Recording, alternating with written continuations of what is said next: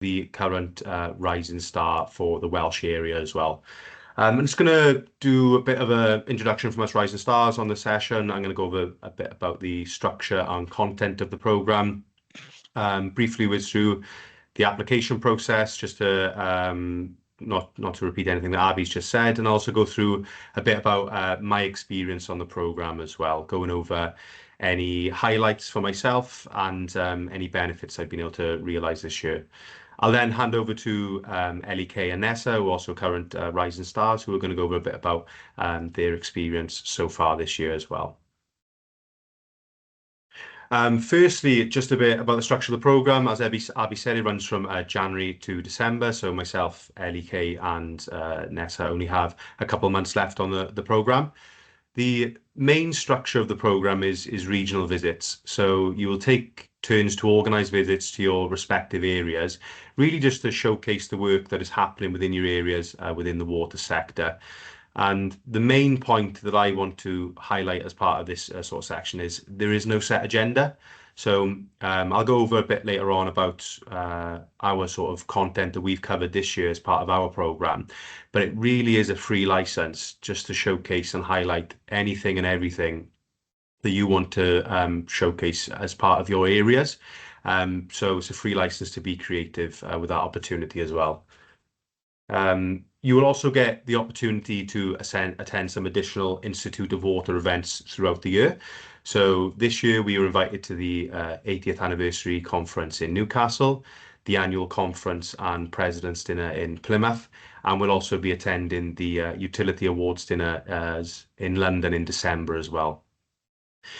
All of these visits, you'll get the opportunity to grow your professional networks, learn more about the industry, and expand your knowledge you have on the issues that we're all facing as a sector, but more importantly, the amazing work that we're doing as a sector, both in our regions, but also in the wider industry, to overcome these issues.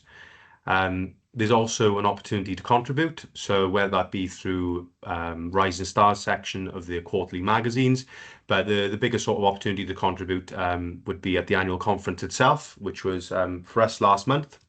So we all contributed in a number of different ways. We collaboratively put on a workshop on professional development and short-term goal setting. A lot of the other Rising Stars contributed on forums and panels and sharing sessions, etc. So it's not only about sort of sitting back and learning about the industry. You generally do get a bit of a foothold within the Institute of Water and contribute also. Just to briefly go over again the application process, Abby said it's open till the end of November 2nd. You must be a full member of the Institute of Water and employed within the early stage of your water sector career as well. In terms of the application form itself, it's a CV. It's also 1,000 words outlining why you consider yourself to be a rising star. There's a few questions on that application process, so they ask you to tick off as part of the 1,000 words. A bit about the overview of your career so far, why you feel you should be considered, what benefits you're hoping to get from the program, and where do you see yourself in the short-term distance. These are then reviewed regionally, and there's interviews, etc. But all those details on applying can be found on the Rising Stars part of the Institute of Water website. Finally, I wanted to go over a bit about my experience on the program this year before I hand over to Ellie and Nessa. In terms of structure, it was started with a handover visit in Newcastle in January. So this is where the outgoing cohort and the incoming cohort sort of have a joint visit. And ours was to Northumbrian Water in January. We've had a number of regional visits since to Birmingham, Manchester, Cambridge, Edinburgh and Cardiff. So we've only got a couple of regional visits left. And we've got one planned in for the end of next month to Exeter for the Southwest visit. And as I mentioned, the Utility Awards Dinner in December in London also. In terms of the content that we've been able to cover this year, it's been vast. I could talk about it for hours, let alone 5-10 minutes, but we've had multiple sessions with CEOs and senior management teams. We've had discussions with regulators, people in academia, water companies, consultancies, charities. We've been to wastewater sites. We've been to a capital site. it really has been varied in terms of the content that we've been able to cover. And all of these visits have allowed us to build up our knowledge, not only of the sort of little bubbles that we all work in. So for myself, I'm involved in stores. I pick up a bit of compliance and regulation as part of my role. But day to day, I do not get to pick up the likes of wastewater, production, nature-based solutions, capital, all these different aspects of a water company in the wider industry. But the program has allowed me to get awareness of those and build up a bit of a wide picture of the sector.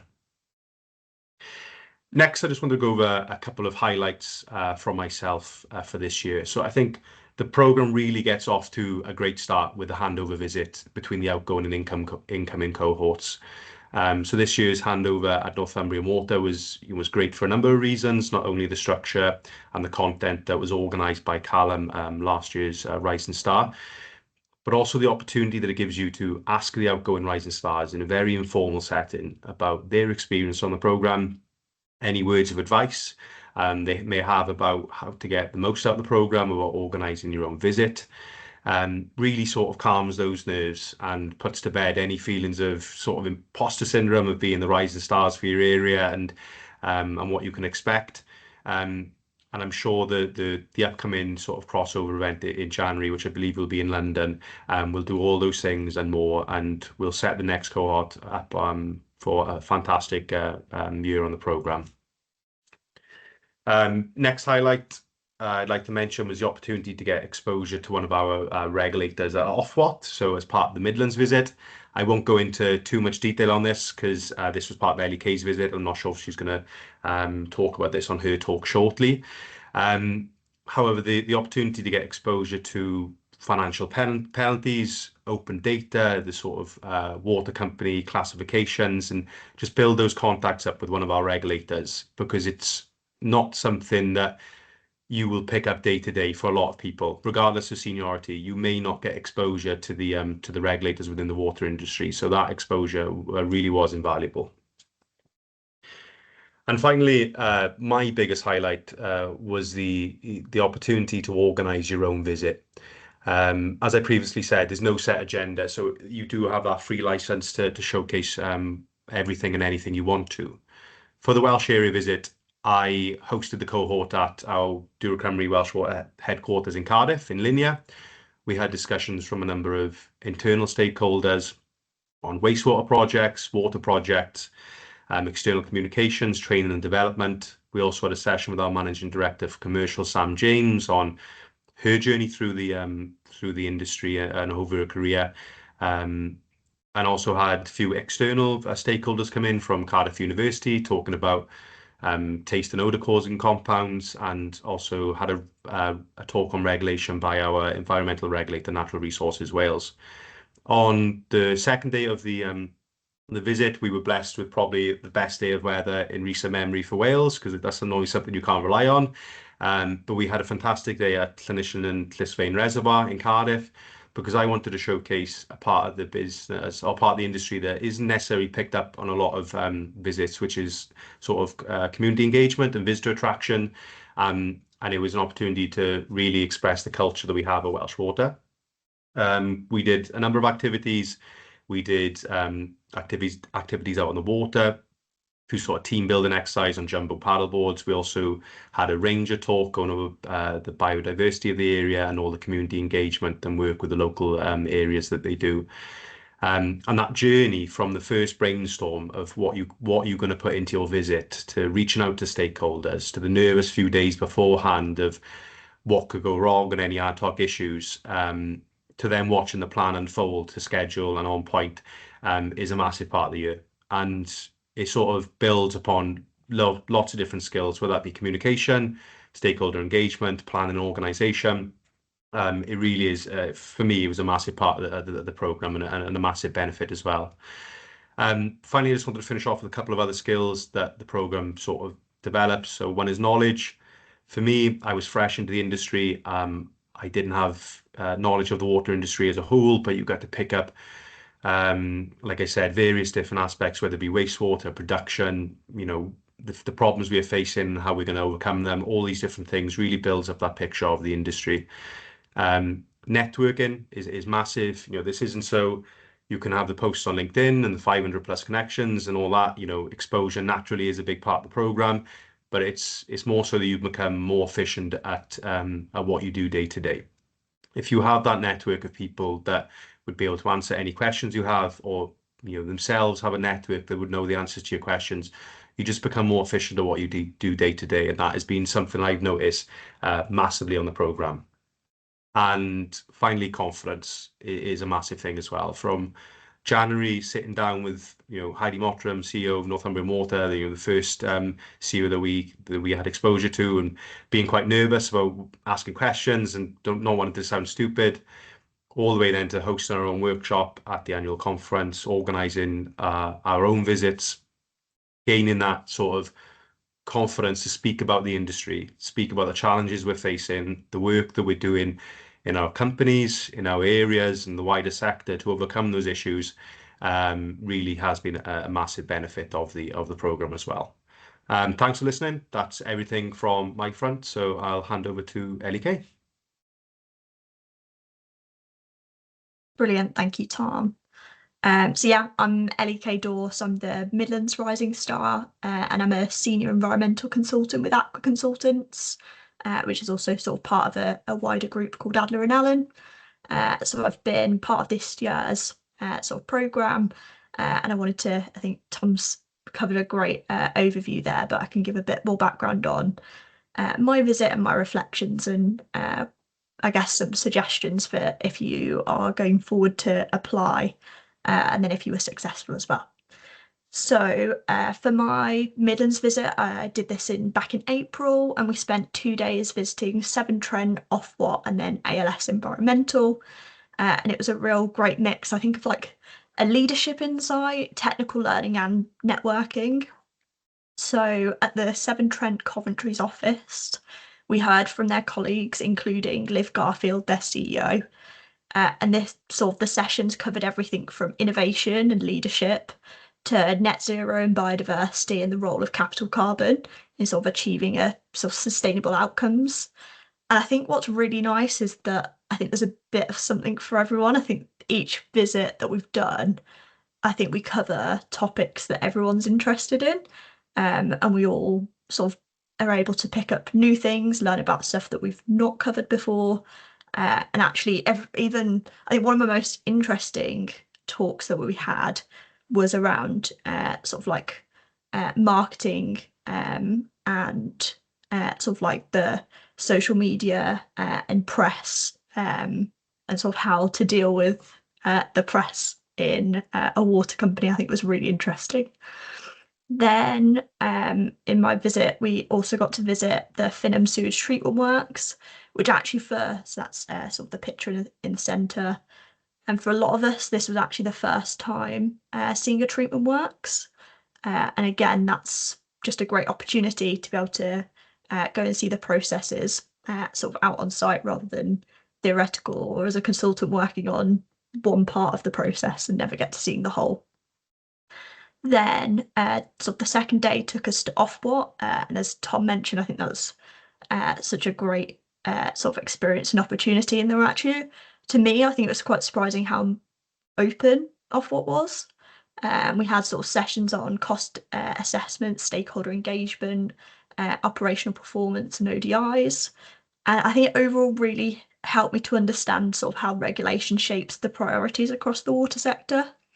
And then we heard from Aqua Consultants and Adler and Allen, which gave sort of a great insight into consultancy and sort of how environmental services support water companies. Then we finished my visit going to ALS laboratories. So this we learned sort of about the sort of lab testing and how this supports water quality and compliance. I think overall, it really brought the water industry scale into focus. I think this is something that I realised very quickly when you start the Rising Star process is you're one niche on what you think of the water sector, and water industry just grows massively when you take on sort of a Rising Star programme. I don't think I realised how much happens in the water industry and the scale of that. from operations to regulation, consultancy to compliance. And it really helps to see how everything connects. And sort of, I think a real key coming out of the sort of annual conference was collaboration is key. And I think the Rising Star process really highlights that scale. Yeah. I think one of the biggest benefits of the Rising Star programme overall has been the access it gives you from people, places, and perspectives. That I think echoes what Tom said. It's just not what you get in your day-to-day role. And it's really helped me to build, again, confidence. I think that's really key. Everyone sort of around me at work, it's noticeable that sort of I'm more confident, especially in networking and presenting like today. And it's given me sort of, again, that broader understanding of the sector. I think probably my personal highlight from the Midlands visit was definitely hearing from Liv Garfield. She spoke so honestly about leadership, the importance of bringing people with you and staying authentic, which really stuck with me. And I think that's an opportunity that I'll be always grateful for. To be able to speak personally to a CEO isn't something that you can easily do. And then if you're thinking about applying for the Rising Star programme, I definitely recommend it. It's an incredible opportunity to develop your like skills, everything from presentations to leadership, expand your network. And again, that's seeing that sector from every angle. And then finally, my top advice if you're successful would be curious and say yes to as many opportunities you can. I think it was said to us like when we had our handover, and I think this is something I reflect back is the more you put in, the more you get out. I think start planning your 2-day event early. I went first and got mine out the way and done, and I actually much preferred that because I could enjoy the other visits, which yeah, I think probably was a great decision. And then really make the most of connecting with others because you never know the opportunities and when you might need advice or another contact that people know that you can get from your connections. So yes, it's been such a great, valuable experience. I'm so grateful to the Institute of Water and my company and all the organisations that have hosted us. And it's been, yeah, an amazing opportunity. Recommend it to anyone. So yeah, thank you. Pass over to Nessa. Hi, yes, I'm Nessa Stromberg. I'm the Rising Star for the Scottish region this year. As you may tell, as you might be able to tell, I'm not Scottish, but I went to university here, so I think it counts. And now I live in Edinburgh, and I work at WSP, which is an environmental engineering consultancy, as a water quality consultant. I started at my company in July 2023 as a grad, and now I'm an assistant role. And I just wanted to touch firstly on how I kind of became exposed to the Rising Star program and why I ended up applying in the first place. So I attended the International Water Association's conference in 2024, the Young Water Professional one in Manchester, and it's there, as it was in collaboration with the Institute of Water that year, it was there that I met and interacted with many of the 2024 Rising Stars for the first time, including a colleague who was actually working at my own company. And I remember this event, I found it very different to the kind of conferences I'd attended before whilst at university. It felt very friendly, very approachable, and I was very impressed with the Rising Stars I did end up speaking to. I remember thinking they were so confident, so knowledgeable, and I was really surprised that they were only at very similar parts in their career as me, or maybe a little bit further ahead.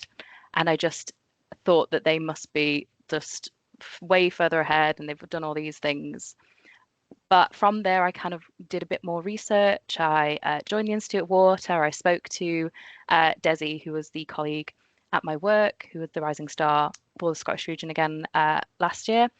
And it just really inspired me, and it became a bit more approachable that I could do this Rising Star program, and I could be part of that. And maybe I could get the development that they were getting that was really clear to me just from speaking to them, from being at this event that some of them had helped organise and other things like that. So from that, I applied and had a bit of encouragement, and I started the Rising Star program. As Tom and LK mentioned, we did our first meetup in the Newcastle region, and it was great to have everybody all in the same place all at once. And it really started we were able to experience what the organisation behind one of those events was like. And I know LK mentioned that she got hers out the way first, but I have a different perspective of this because I didn't do my visit until October, and I don't regret this at all. I think being on the programme and kind of getting that development allowed me to develop my confidence as I went, and definitely some of the aspects of my visit came together a lot closer to October because I finally had the network enabled me to fully utilise all of the people I knew to make the visit as special as possible. So my visit, so for some context, the work that I do started off in water treatment in a process team, mainly working with chemical engineers, and now I'm in a more modelling role, working on a few more international projects than I originally started with. So part of my visit started at Water Witness International, which is a NGO, a charity organisation that fights water inequities globally, and I only met the contact that I had at Water Witness by attending events. Through the confidence that I got through the Rising Star programme, I felt like I could approach people at these events more, and I got talking to their lead in communications, and I was really excited to kind of bring a more international perspective to some of the visits that we were doing. So we started there. We heard from their CEO, their research team, and others from their company to really give an idea of how global efforts of water equity can kind of influence the work that we do here in the UK as well. We then went to the University of Edinburgh to hear about research and the initiative that Edinburgh University has in terms of Earth Fellowship, so encouraging research to focus on sustainability, water, in an interdisciplinary approach across the university, so not just within geography or specific scientific degrees, but like kind of bringing that all together so everyone has those key insights across the space. We then went to my own company and heard from individual from my company and their career progression over time. And in the second day, we visited Scottish Water, and we went to the Burness Wastewater Development Centre, where they have industry clients testing kind of innovative, sustainable wastewater treatment methods. So that's a really quick whistle-stop tour. But I did want to touch on the aspect of, I'm in a consultancy, I'm in quite an insular role, and I'm quite junior, but the Rising Star programme gave me access to a really great support network. In terms of, I joined the Scottish Institute of Water Committee, being a Rising Star, and that gives me access to members that have been in their professional careers 30, 40 years, but on the committee, even 20, 30 for most of their careers, and they have a knowledge base that is kind of vast, and you have these mentor opportunities, both them mentoring you, but also reverse mentoring opportunities that really help the Institute of Water and the committees grow over time. So my visit was definitely helped by having a large Scottish committee that had members from Scottish Water and other industries and things like that. Sorry, I'm a bit all over the place. I will just refer to my notes quickly to tell you some of the key benefits very briefly. I'm realizing I may be a bit over time, but my role being mostly desk-based, I think the site visit exposure that was touched upon was massively beneficial to me because I really hadn't been to site much. So I got a much more well-rounded view of the industry from that point. Confidence again, I was able to approach people I never thought I'd be able to approach, regardless of whether they were senior CEOs, people of my similar level, or anywhere in between. The benefit of Institute of Water, especially with the events such as the conference or the 80th celebration, is that it feels very non-hierarchical. It is very easy to approach people. People are friendly. Everyone is human beings, and you just feel very at peace and comfortable kind of weaving within that and expanding your network in that way. And just I got a massively broad knowledge base of what the industry is like as a whole, as I can talk to people so freely who work in completely different areas to me. So I will maybe leave it as there. Sorry for maybe going over time a little bit. But yeah, I definitely encourage anyone to apply if they're curious, but definitely speak to people that maybe have been involved in the state of water, and you can kind of get their passion for it and see why they've really benefited. But I think it's different for everyone, what they can get from it. Fantastic. Thank you so much, Nessa. We're just going to open up to a Q&A now. For anyone who can stay behind and interact in this Q&A, that would be great. Like I say, we're also recording this session, so you'll be able to access that later. But if anyone wants to start asking questions, you can pop it in the Q&A function. I did have an immediate question, if that's okay, from myself. Having come outside of the sector and work in the sector, I definitely feel my opinion of the sector has changed. I feel like with you all being able to see so many different parts of the sector and explaining that outside of your roles, has your impression of the sector changed, and maybe do you see your career differently in the water sector than you did before joining the programme? Just open up to all three of you to answer that one. Thank you. Yeah, I don't mind going first. I think so. I think it comes with seeing the scale that I think, especially as a consultant, only it depends on what parts of like the supply chain or what parts of a water company you work with. I think it's having spent time in other sectors and environmental consult as well. I think you quickly see the scale, and I think that has been a big difference in, I think, then the hand-in-hand passion that comes from water company employees. I think that's been a big eye-opener compared to the standard, like, CEOs just get the bonuses. I think it's not really the case as the full picture. So yeah. Don't know if anyone else if you have anything to add. Yeah, I'll add on to that. So I, similar to myself, I came from a different industry, and with everything that's going on in the media at the moment through external comms, you do tend to have perhaps an image of the water industry and the problems that we are facing. But when we're talking to all of these different companies, all these different stakeholders about those issues, it does sort of reveal the sort of reasons for them. But more importantly, I mentioned it a couple of times in sort of when I was speaking, is the work that we're doing to overcome those issues collectively as companies, as an institute, and as a wider sector, and that is all of what the Rising Stars program sort of epitomizes. Really, is those best practices, those projects, those ways of thinking that the companies are trying to adopt to overcome these issues and really push forward through the sector. With the Rising Stars program, you can bring those back to your companies as well. Yeah, I'll just tail on slightly. I think from what I've so personally, I kind of came from a more research background, but I knew when I wanted to enter the workforce that I wanted to kind of have a sustainability focus. So I ended up going into water, and it was kind of very, I'll give this a go, I'll see how it is. And just being within the sector itself since joining, that I wasn't very knowledgeable about before. So I guess I didn't see a lot of the negative aspects at a point. I was kind of coming in very open-minded. I've just found that everyone is so passionate about what they do in a way that kind of is infectious.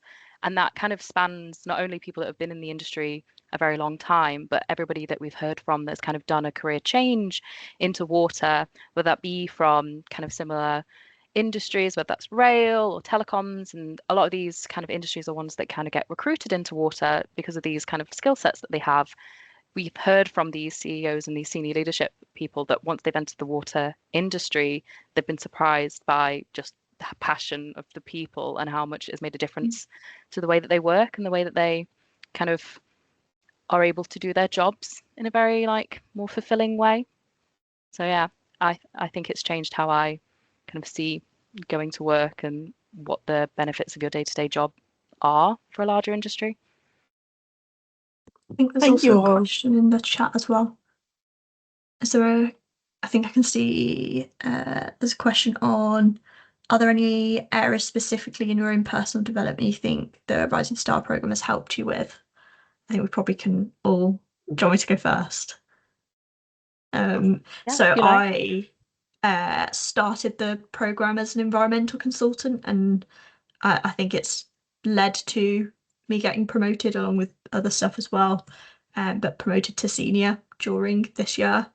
So I think in terms of like, I guess that's still my professional development, but I think that's helped me. And then personally, I think there's nothing else but confidence. I'm a scout leader outside of work, and it's echoed like my confidence to lead stuff has echoed the Rising Star programme.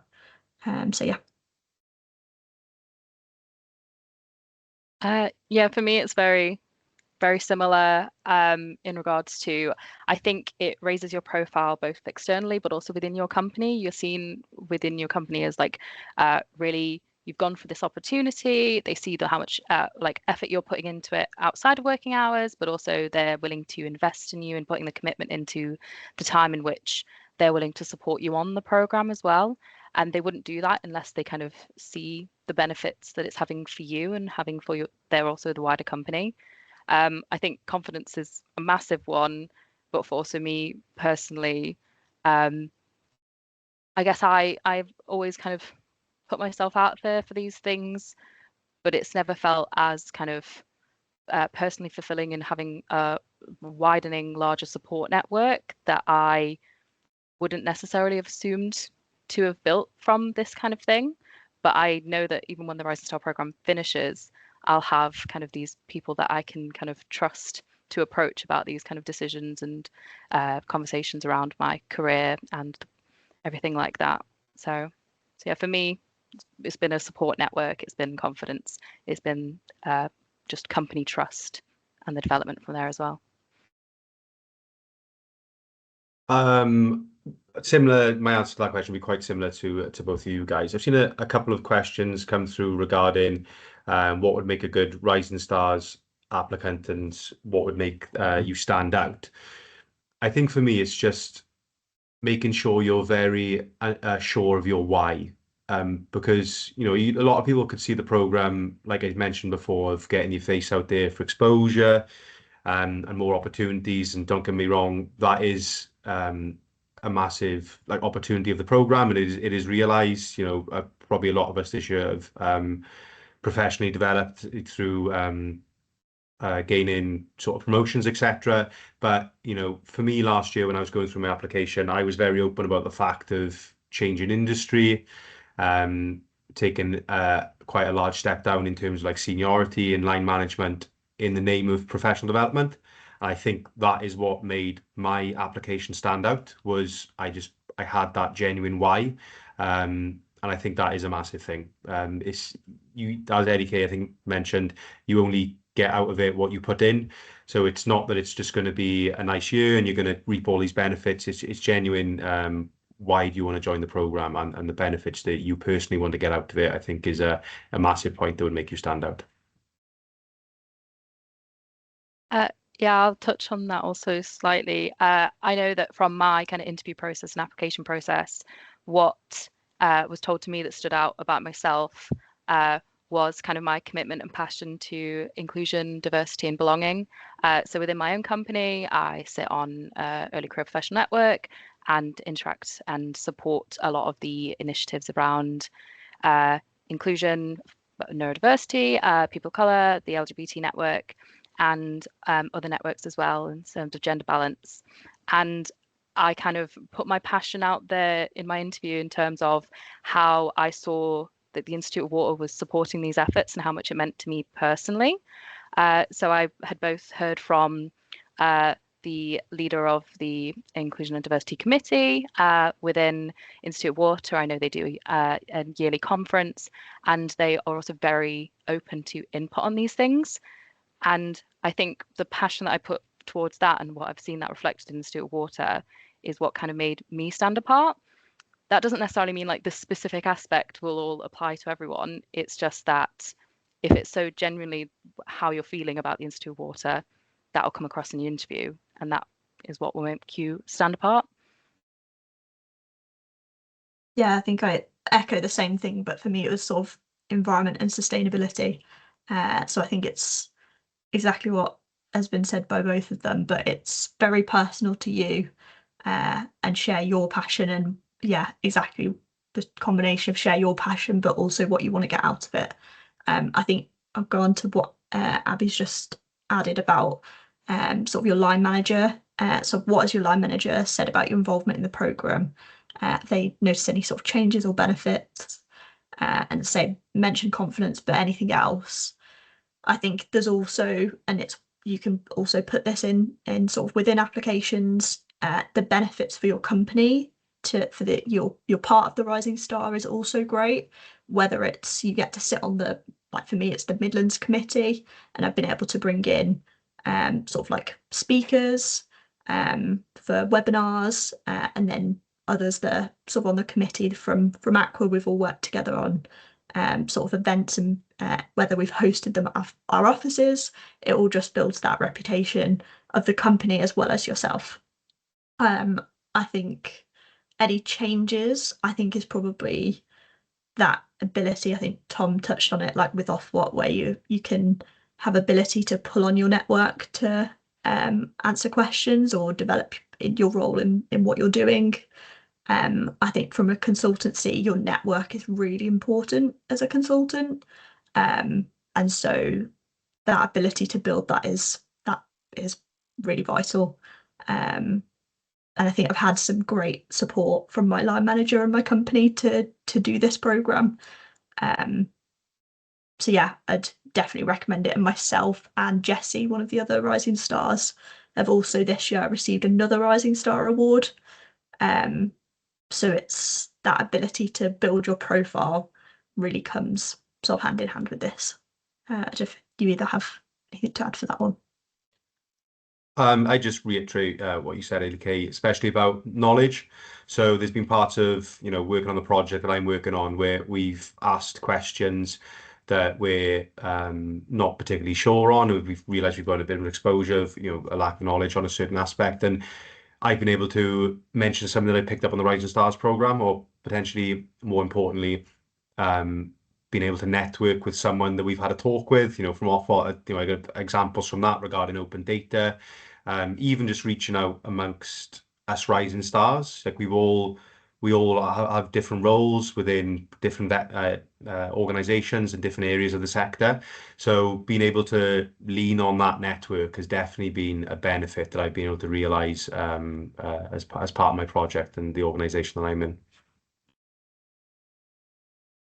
Yeah, obviously it's going to be very mirror your ideas as well. For me, it's been a similar aspect to LEK of from a consultancy perspective, we've been able to get more contacts for client networking opportunities, which is like invaluable for early career professionals to kind of interact with their kind of counterparts. But also from a more senior perspective, even just reaching out for kind of queries about organising my own visit has been able to kind of pull on maybe some of the connections my company already has for certain people within leaderships in other companies, or revitalize that connection as well. In terms of what my line manager has specifically seen in me, there's obviously a lot of admin around things. So kind of strengthening your ability to dynamically risk assess and like showing these health and safety aspects of like how much your company values this, and being able to do this in an instance that might not be your day-to-day, that's not kind of aligning with usual site work or usual office procedures, has been able to kind of show my skill set within there and my ability to kind of think in that way. And just you're way more likely within your company for people to reach out to you and ask you questions, and it kind of gives you that skill set of being even able to mentor other early career professionals. And I feel like that's been a good learning and development point for me within my own company, that I think my line manager's definitely seen kind of reaches on me to kind of support more junior colleagues entering the business. Yeah, brilliant. There's another one in the chat as well, which is I was wondering how you guys balance your time between the Rising Star program and your day-to-day, which I think is a great question. I don't know if anyone wants to go first, or I can start. Do you want me to start? Do you want to go, Nessa? I can go. Yeah, Go on, that's go fine. So obviously there's a slight aspect of the actual trips themselves. Your company kind of has typically you kind of outline what the expectations are, and the Institute of Water will outline these expectations. So the actual days themselves, you kind of your goal is to have an agreement with your company of that they're okay with you going on these visits. Sometimes that can be quite difficult in terms of deadlines, in terms of specific projects, and it's hard to kind of align these with the specific visits. So it might be a case of juggling a little bit of time, kind of prioritizing certain deadlines in order to attend your visit as planned. But for the most part, a lot of this is done kind of in your like when you have free moments of organization, lots of back and forth emails and stuff. But I think with the right supportive line manager who you can kind of outline the expectations for, and they can kind of help you and support you in that way as well. So I don't know what you were going to add to that, LEK. I'm sure Yeah, I maybe think more insightful. probably a key thing for me was at the very start, as in December, I got my line manager, my team manager, like my sort of area manager, to all decide to agree to like I did a budget essentially as if it was a project. And I think that's probably more vital as a consultant than if I was water company. So it'd be interesting to hear what Tom did. But I agreed it as if it was a project, and that also was agreed with the MD of Adler & Allen, like not necessarily as a project, but agreed that I could do this in a sponsorship high up. And so that meant I have the permission to actually do this in my work day and as part of my work. I think there's always going to be a balance with the day job and client work, especially as a consultant. And I think I've done a few long days around the Rising Stars, and I think that's just a reality of balance. And I'm lucky to be able to take time back and balance it out. But I think a piece of advice I would give is no, it is intense. It's an intense year. And I think especially I knew in December when I got it, it was a conversation with even like personally with my partner and sort of work as well, that this was going to be an intense year and I wanted to give my all to it. And that was a priority for me. So for example, I haven't been on holiday this year, but that's the kind of sacrifice that is worth it to me, that balance, to be able to make the most of it because it's only going to happen once. And that's sort of the frame of mind I had. Different Rising Stars have done it differently, so I would say that's not like, I'm not saying you can't go on holiday. I think Jessie has been on one every time we've been away. I don't think she'll mind me saying that, but it's not just what I say or what like each of us are saying. It's very personal and what you want to get out of it and how you do that. But it is a balance. So yeah, I don't know if Tom, if you have anything to add. Yeah, I mirror everything that's been said so far, but at the same time, for me, the main things are alignment with the line manager, and that's why, as part of the application process, we ask you to reach out to your line managers and potentially MDs, because it's just for your organizations to be aware of the requirements for the program, because you will have to take time out for the visits. For example, you'll have time to organize your own visit. And then even on the back of the visits, it's time to reflect on those and build those connections. I produce reports after each visit for my line manager as well. So they are time-consuming tasks. But again, it builds those skills. Time management is a massive skill that employers look for in terms of being able to balance in workloads, and it's just an extra workload to manage. And yeah, it's even though it's been that balancing of Rising Stars and day job, it's still been a massively enjoyable year. It's not stressful. These visits are generally a chance to make sure you focus on that continuous professional development that we should all be providing time for in our jobs anyway. So this is just a time that you can basically dedicate towards that CPD. That's the sort of my mindset from it. When you come back to work, give your all in your day job, but then focus a bit more on your CPD in these events. And that's the only sort of words of advice that I've got. But yeah, just balancing a few skills and constant communication with your line managers, I think, sort of alleviates any issues. Thank you so much, everyone. I think that was our final question for today. I'm going to, as I've said, share the recording afterwards and just pop a link to the Rising Stars page in the chat so that everyone can go take a look at the page. There's some really helpful FAQs there, and obviously more on application deadlines and how to apply. But thank you so much to our Rising Stars for joining us and giving their time today to give some insights into the programme. Thank you for everyone coming along. And we wish you all the best of luck either with your own applications or supporting an application for one of your colleagues. So thanks all. We'll leave it there. And as always, if you have any questions, please do get in touch with us. Thank you. Thank you. Bye. Cheers. Thank you all. Bye.